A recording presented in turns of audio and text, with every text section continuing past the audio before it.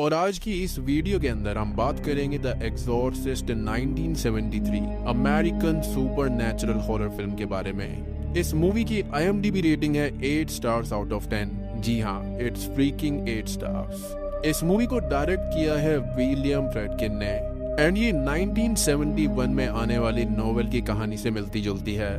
तो मूवी की शुरुआत होती है इराक की एक सिटी को दिखाते हुए जहां पर पुरानी चीजों के लिए खुदाई चल रही होती है, जहां पर हमको फादर मेरिन को दिखाया जाता है जो कि एक आर्कियोलॉजिस्ट भी होते हैं और वो भी वहां पर खुदाई का काम कर रहे थे। अब खुदाई के दौरान उनको एक स्टैचू मिलता है जिसके ऊपर की मिट्टी हटाते हुए फादर उसको देखते हैं, तो उनको ये पता चलता है कि ये स्टैचू शैतान पज़ुज़ू का है और पज़ुज़ू यहाँ पर बहुत पावरफुल शैतान है जो कि गर्मियों के मौसम में ज्यादा गर्मी और सूखापन लाता है और टिड्डियों यानी कि लोकस्ट को भी कंट्रोल करता है।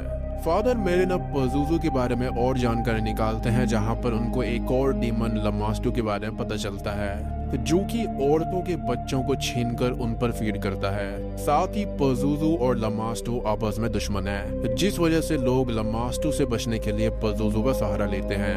अब फादर मेरिन को एक जगह पर दिखाया जाता है जहां पर वो पज़ुज़ू के स्टैचू के सामने जाते हैं एंड उनको वहां पर दो कुत्ते लड़ते हुए दिखाई देते हैं जो कि पज़ुज़ू और लमास्टू को रिप्रेजेंट कर रहे थे, एज वो लोग बीमन है और आपस में उनकी दुश्मनी भी है। इसके बाद में सीन चेंज होता है और हम देखते हैं क्रिस को जो कि अपने घर पर ही थी और उसके घर के एटिक से कुछ आवाजें आती हैं जिसको वो इग्नोर कर देती है। क्रिस यहाँ पर एक सक्सेसफुल एक्ट्रेस है। क्रिस की एक 12 साल की बेटी भी थी जिसका नाम रीगन मैकनेल है। खैर क्रिस अपने हस्बैंड से अलग रहती है और वो एक सिंगल मदर है, बट वो अपनी बेटी रीगन के साथ बहुत खुश है। अब हम अगले सीन में क्रिस को एक लोकेशन पर देखते हैं जहाँ वो अपने डायरेक्टर फ्रेंड बर्ग की एक मूवी के लिए शूट कर रही थी और तभी दूसरी तरफ हम एक प्रीस्ट डेमियन कैरेस को देखते हैं जो कि अपनी माँ से मिलने आया होता है। डेमियन की मदर अकेली रहती थी जो कि बहुत बूढ़ी हो चुकी थी और डेमियन की भी फाइनेंशियल कंडीशन ठीक नहीं थी। वो अपनी मॉम को बोलता भी है कि वो उनके साथ रहे, बट उसकी मॉम उसको परेशान करना नहीं चाहती थी और वो उसके साथ में आने के लिए मना कर देती है। अब अगले सीन में हम ये देखते हैं कि क्रिस रीगन के साथ घर पर कुछ काम कर रही थी, तभी उसको रीगन के टॉयज में से वीजा बोर्ड मिलता है। कई लोग इसको वीजा बोर्ड भी बोलते हैं एंड ये दोनों ही वर्ड सही है, तो आप जो चाहे वो बोल सकते हैं। खैर क्रिस रीगन से उस बोर्ड के बारे में पूछती है जिस पर वो जवाब देती है कि वो इससे खेलती रहती है, जिस पर क्रिस ये बोलती है कि ये गेम अकेले नहीं खेला जाता। बट शॉकिंगली रीगन ये बताती है कि वो ये गेम कैप्टन हाउडी के साथ खेलती है। खैर यहाँ पर क्रिस रीगन की बातों पर सीरियसली नहीं लेती और वो बोलती है कि उन दोनों को वो गेम साथ में खेलना चाहिए। बट जब क्रिस खेलने के लिए उस बोर्ड के पास में जाती है तो बोर्ड का पॉइंटर अपने आप उससे दूर चला जाता है। इस चीज को क्रिस मजाक में लेती है और वो मजाक में रीगन से ये कहती है कि मुझे ऐसा लगता है कि तुम मेरे साथ में इस गेम को नहीं खेलना चाहती। बट इसके बदले में रीगन उसको ये जवाब देती है कि कैप्टन हाउडी ये नहीं चाहते कि क्रिस इस गेम को खेले। बट अगेन क्रिस उसकी बात को बिल्कुल भी नहीं मानती। वो इसको मजाक में ले लेती है कि छोटी सी 12 साल की बच्ची है, वो मजाक कर रही होगी। अब रात के वक्त क्रिस सो रही होती है कि तभी उसके पास किसी की कॉल आती है जिससे वो जाग जाती है। क्रिस ये देखती है कि रीगन भी उसके साथ सो रही है और वो उससे ये पूछती है कि वो यहाँ पर क्या कर रही है, तो रीगन जवाब देती है कि उसका बेड काफी ज्यादा शेक हो रहा था जिस वजह से वो वहां पर नहीं सो सकती। क्रिस इस बात पर ज्यादा ध्यान नहीं देती और रूम से बाहर चली जाती है। अब क्रिस को लॉक्ड रूम से कुछ आवाजें सुनाई देती है और ये आवाजें क्रिस पहले भी सुन चुकी थी। अब क्रिस ऊपर जाकर चेक करती है जहां पर उसे उसका सर्वेंट कार्ड मिलता है। क्रिस उससे ये बोलती है कि यहाँ पर काफी चूहे हैं, बट कार्ल ये बोलता है कि वहां पर कोई भी चूहे नहीं है और क्रिस उस बात को भी इग्नोर कर देती है। मतलब इग्नोर करने की भी हद होती है। अगले दिन क्रिस रीगन को हॉस्पिटल ले जाती है। डॉक्टर रीगन का चेकअप करता है और रीगन सडनली डॉक्टर के साथ बहुत ही ज्यादा मिसबिहेव करने लगती है। अब डॉक्टर क्रिस को ये बताते हैं कि रीगन को कोई नर्व प्रॉब्लम हो गई है जिस वजह से उसका टोन हाइपर हो गया है और अब उसे ज्यादा गुस्सा आता है और आगे चल के ये चीज डिप्रेशन में चेंज हो सकती है, जिस पर क्रिस यकीन नहीं करती और ये बोलती है कि उसकी बेटी को कोई भी प्रॉब्लम नहीं है। जिस पर डॉक्टर बोलते हैं कि रीगन के फादर उसके साथ नहीं रहते एंड उनसे रीगन का कांटेक्ट भी नहीं है and as a child Regan के लिए ये चीज उसकी टेंशन का रीजन हो सकता है। दूसरी ओर डेमियन अपने अंकल के साथ अपने मॉम को मिलने आया था जो कि हालत बिगड़ने से हॉस्पिटल में एडमिट हो गई थी। डेमियन उनसे बात करता है बट वो उसको वहां से जाने के लिए बोल देती है जिससे डेमियन को काफी दुख होता है। अब कुछ दिन के बाद में डेमियन की मॉम की डेथ हो जाती है, जिसका उसको बहुत ज्यादा दुख होता है, क्योंकि उस चीज के लिए वो खुद को जिम्मेदार मान रहा था, क्योंकि वो अपनी मॉम को अच्छे हॉस्पिटल में एडमिट करवाना चाहता था, बट वो अफोर्ड नहीं कर सकता था। साथ ही साथ हम ये देखते हैं कि पास का ही एक चर्च किसी ने खराब कर दिया है। काफी गंदे गंदे स्कल्पचर बनाए गए हैं क्ले से to mock the Jesus Christ and Mother Mary. Later on Chris अपने घर में एक पार्टी रखती है और पार्टी के टाइम में रीगन बाहर आ जाती है और वो वहां पर मौजूद एक गेस्ट से ये कहती है कि मेरी डेथ इसी घर के ऊपर वाले फ्लोर में हुई है, जो कि सबके लिए काफी अजीब था। और वो उसी टाइम वहीं पर खड़े खड़े यूरिन कर देती है एंड ये सब कुछ देखकर सभी लोग शॉक्ड हो जाते हैं। एक हाई सोसाइटी पार्टी यहाँ पर चल रही थी एंड रीगन ने ऐसा कर दिया। खैर अगले सीन में क्रिस रीगन को नहलाकर उसको सुलाकर बाहर चली जाती है।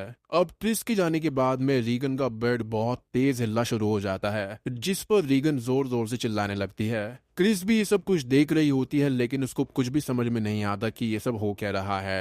अगले दिन क्रिस रीगन को हॉस्पिटल लेकर जाती है, जहां पर डॉक्टर्स उसके बहुत सारे टेस्ट करवाते हैं, बट सारे के सारे टेस्ट बिल्कुल नॉर्मल थे। अब यहाँ पर रीगन की हालत काफी बिगड़ने लगी थी, एज वो कभी भी हवा में लेविटेट करती थी एंड डॉक्टर्स भी उसको कंट्रोल करने के लिए नींद का इंजेक्शन देने लगे थे। अब क्रिस घर पर आती है, तभी उसका फ्रेंड आकर उसको ये बताता है कि बर्क की विंडो से गिरने से डेथ हो गई है, जिसको सुनकर क्रिस को बहुत दुख होता है। क्रिस को ये लगता है कि बर्क अल्कोहल काफी कंज्यूम करता था और शायद से वो गलती से विंडो से नीचे गिर गया होगा एंड बर्क यहाँ पर उसका डायरेक्टर था। तभी रीगन पूरी तरह से उल्टी होकर चलकर आती है और सीढ़ियों पर खून की उल्टियां करने लगती है, जिसे देखकर क्रिस और बाकी सब बहुत ज्यादा डर जाते हैं। अब अगले सीन में हम देखते हैं डेमियन को, जिसके पास उसके फ्रेंड कमिश्नर आते हैं, जो कि बर्क की डेथ के बारे में उससे पूछने लगते हैं। एज बर्क की डेथ ऊंचाई से गिरने से हुई थी और उसका सर पूरी तरह से उल्टा था, जो कि किसी ब्लैक मैजिक जैसा लग रहा था, जिस पर डेमियन ये बोलता है कि वो उनकी मदद जरूर करेगा। कमिश्नर डेमियन को मूवी के लिए पूछते हैं, जिस पर डेमियन हाँ कर देता है। लेटर ऑन डॉक्टर्स मीटिंग में सब डिस्कस करते हैं कि आखिर रीगन को हुआ क्या है, बट कोई भी कंक्लूजन निकल कर नहीं आता। सारे के सारे टेस्ट बिल्कुल नॉर्मल थे। अब सब डॉक्टर्स क्रिस को एडवाइस देते हैं कि उनको रीगन को एक मेंटल असाइलम में भेज देना चाहिए, बट क्रिस इस चीज से एग्री नहीं करती और बोलती है कि उसकी बेटी बिल्कुल नॉर्मल है। अब हमको ये दिखाया जाता है कि क्रिस से मिलने विलियम आते हैं, जो कि बर्क का केस हैंडल कर रहे होते हैं और उससे उस रात के बारे में पूछते हैं और साथ में बर्क की डेथ के बारे में भी बताते हैं कि उसके साथ डेथ के टाइम क्या अजीब हुआ था, जैसे कि गर्दन में पूरी तरह पीछे की साइड टर्न हो जाना, जो कि क्लियरली डिमोनिक डेथ या फिर ब्लैक मैजिक की तरफ हिंट कर रही थी। अब विलियम के वहां से जाने के बाद में रीगन के रूम से बहुत ज्यादा चिल्लाने की आवाज आने लगती है और क्रिस जब उसके रूम में जाती है तो वो ये देखती है कि रीगन खुद को और अपने प्राइवेट पार्ट को हर्ट कर रही थी। जब क्रिस उसको बचाने जाती है तब रीगन क्रिस पर ही अटैक कर देती है। क्रिस की हेल्प के लिए उसके सर्वेंट आते हैं, बट दरवाजा अपने आप ही बंद हो जाता है और एक एल्मिया उस पर गिरने वाली होती है, बट क्रिस खुद को बचा लेती है। इसी दौरान रीगन के अंदर का डीमन बर्क की आवाज में ये कहता है कि इसी ने मुझे मारा है, जिससे क्रिस ये समझ जाती है कि बर्क को रीगन नहीं मारा था। शी वॉज वेरी शॉक्ड कि उसकी 12 साल की लड़की ने ऐसा किया है। अब रीगन अपना हेड पूरी तरह पीछे टर्न करती है और ये देखकर क्रिस बहुत ही ज्यादा डर जाती है और वो समझ जाती है कि रीगन पर कोई बुरा साया है एंड अब रीगन पोजेशन में है। चलो फाइनली क्रिस ने कुछ तो यकीन करा, नहीं तो उसको हर चीज डाउट ही लग रही थी। अब यहाँ पर क्रिस फादर डेमियन से मिलने जाती है, जहाँ पर वो रीगन के बारे में सारी बातें बताती है, यानी कि आज तक जो कुछ भी हुआ है, और डेमियन उसकी बात मान लेते हैं, बट वो उसकी हेल्प नहीं कर सकते थे।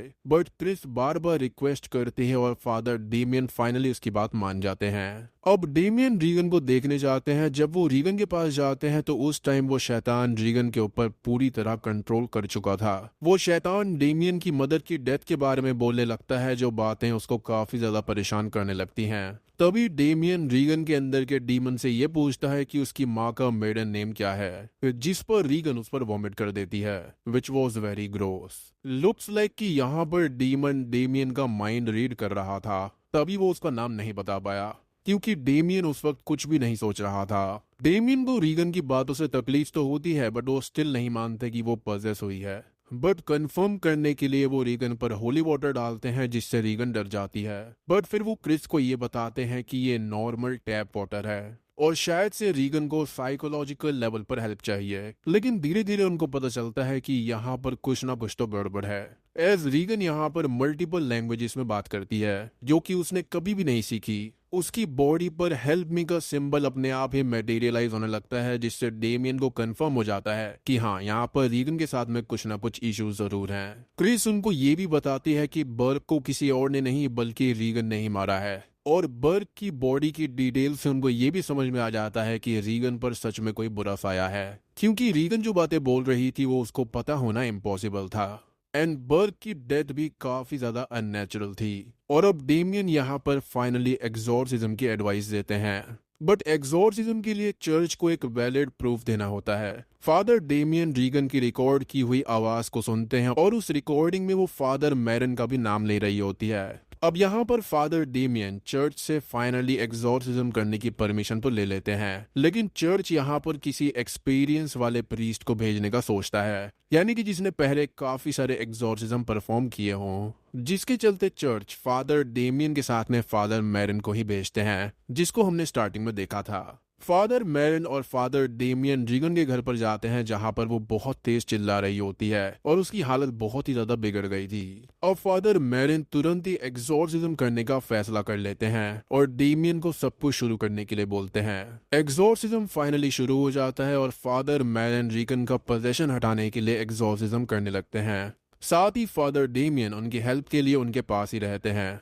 रीगन को बेड से बांध दिया जाता है एज एक्सॉर्सिज्म के टाइम पर विक्टिम आउट ऑफ कंट्रोल हो जाता है। एक्सॉर्सिज्म के दौरान इस इविल ताकत का ये कहना था कि वो डेविल है, ना कि कोई डीमन, बट ये बात झूठ थी, क्योंकि डीमंस अक्सर अपना नाम हाइड करते हैं, क्योंकि नाम जान लेने से आप उन पर काबू पा सकते हैं। अब जैसे जैसे एक्सॉर्सिज्म आगे बढ़ता है वैसे वैसे रीगन की हालत और भी ज्यादा बिगड़ती जाती है, एज अब डीमन एक्सॉर्सिज्म को सहन नहीं कर पा रहा था। अब रीगन फादर मैरन और फादर डेमियन को अब्यूज करने लगती है, बट वो लोग एक्सॉर्सिज्म को जारी रखते हैं। रीगन फादर डेमियन को उनकी मॉम के बारे में बोलते हुए पोक करने लगती है, जो कि ऑब्वियसली ये डीमन करवा रहा था। एंड ये डीमन कोई और नहीं बल्कि पजुजू डीमन ही था। वो ये बोलती है कि फादर डेमियन की मॉम की डेथ उनकी ही वजह से हुई है और वो कुछ भी नहीं कर पाए। इनफैक्ट वो डेमियन की माँ की जैसे बातें भी बोलती है। फादर मैन यहाँ पर ये भी बताते हैं कि उन्होंने पास्ट में एक एक्सॉर्सिज्म किया था जो कि काफी ज्यादा टफ था, और डीमन जीतने के लिए सच एंड झूठ को मिक्स करके उनके खिलाफ इस्तेमाल कर सकता है। इस एक्सॉर्सिज्म के दौरान वहां पर काफी ज्यादा स्ट्रेंज फिनोमेना होता है, जैसे कि लेविटेशन, टेलीकिनेसिस, अजीब सी वॉमिट और बहुत लंबी जीभ का बाहर निकलना। अब फादर डेमियन को टूटते हुए देखकर फादर मैरन डेमियन को बाहर भेज देते हैं, क्योंकि ये डीमन इस चीज को उनके ही खिलाफ इस्तेमाल कर सकता था, और अकेले ही एक्सॉर्सिज्म परफॉर्म करने लगते हैं। लेकिन कुछ ही टाइम के बाद में फादर डेमियन रूम के अंदर वापस आते हैं और वो ये देखते हैं कि फादर मैरन अब हार्ट अटैक से मारे जा चुके हैं। जी हाँ, और रीगन उन पर हंस रही होती है। और इस सीन का जो सिग्निफिकेंस है वो हमको आने वाली फिल्मों में पता चलेगा कि यहाँ पर ही क्यों फादर की मौत हुई और एक्चुअल में उनके साथ में हुआ क्या था। फादर डेमियन अब गुस्से में आ जाते हैं और अब वो रीगन को चोक करके उसके अंदर के डीमन को अपने अंदर बुलाने लगते हैं, और रीगन के अंदर का डीमन फादर डेमियन के अंदर आ जाता है। और रीगन को बचाने के लिए और साथ ही उस डीमन को रोकने के लिए फादर डेमियन रूम की विंडो से बाहर जंप कर देते हैं, जिससे उनकी डेथ हो जाती है। मीनिंग कि फादर डेमियन ने सबको बचाने के लिए अपना सेक्रीफाइस कर दिया, और लास्ट टाइम पर उनके दोस्त उनके पास आते हैं जो उनके सेक्रीफाइस को देखकर रोने लगते हैं, यानी कि फादर जोसेफ डायर, और उनके लास्ट टाइम पर उनको सहारा देते हैं। और अब रीगन भी पूरी तरह से नॉर्मल हो जाती है और अब उसको पोजेशन, एक्सॉर्सिज्म और किसी भी चीज के बारे में कुछ भी याद नहीं था। अब कुछ दिनों के बाद में क्रिस रीगन को लेकर ये शहर छोड़कर जा रही होती है, जहां उनसे मिलने आते हैं फादर जोसेफ डायर। रीगन उनके व्हाइट कॉलर को देखकर थोड़ा सा वियर्ड सा बिहेव करने लगती है और उनके चीक्स पर एक किस कर देती है। अब क्रिस और रीगन कार में बैठकर जा रहे होते हैं कि तभी वो फादर को डेमियन का एक लॉकेट लौटाती है, जो कि रीगन ने उनसे फाइट के वक्त छीन लिया था, जिसकी हालत खस्ता थी, और अब तक ये रीगन के पास में ही था। रीगन अब कार की बैक विंडो से फादर डायर को बाय बोलती है। अब बात करें इसके ऑल्टरनेट वर्जन के बारे में तो सब कुछ सेम होता है, लेकिन फादर इस लॉकेट को लेते नहीं हैं, बल्कि क्रिस को अपने पास रखने के लिए बोल देते हैं। तभी वहां पर विलियम आ जाता है और फादर से बातचीत करते हुए दिखाई देता है, जिससे हमको ये पता चलता है कि उनकी फ्रेंडशिप डेवलप होने लगी है। और बूम, ये मूवी यहीं पर खत्म हो जाती है। तो दोस्तों, ये थी द एग्जॉर्सिस्ट 1973 मूवी की कहानी। अब यहाँ पर देखा जाए तो इसके कई सारे वर्जन्स हैं और डिफरेंट डिफरेंट चीजें उसके अंदर ऐड करी गई हैं, लेकिन मोटा मोटी तौर पर यही सारी चीजें इस फिल्म के अंदर देखने को मिलती हैं।